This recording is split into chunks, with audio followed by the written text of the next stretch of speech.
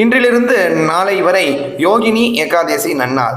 வடமொழியில் வியாசனால் எழுதப்பட்ட பாகவதத்தில் 36,000 ஸ்லோகங்கள் உள்ளன. அந்த 36,000 ஸ்லோகங்களுக்குள்ள என்ன பலன் கிடைக்குமோ அந்த பலனை பெற ஏக ஸ்லோகி பாகவத ஸ்லோகத்தை இன்றைய தினமோ நாளைய தினமோ கேளுங்கள். கட்டாயம் பாகவதத்தை படித்த பாராயணம் செய்த பலனை பெறலாம்.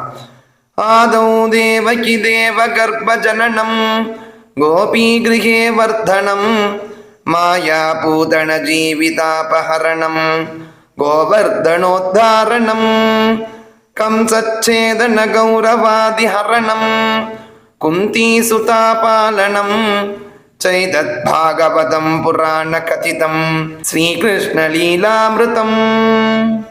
ஆதியில் தேவகியின் கர்ப்பத்தில் இறைவன் பிறப்பு, கோபிகர்கள் வீட்டில் வளர்ப்பு, மாயா உருவ புதனியின் அழிவு, கோவர்தன மலையின் உயர்வு, கம்ச கௌரவர்கள் அழிவு, குந்தி மகன் காப்பு, இதுவே பாகவத புராண கதை என்பது.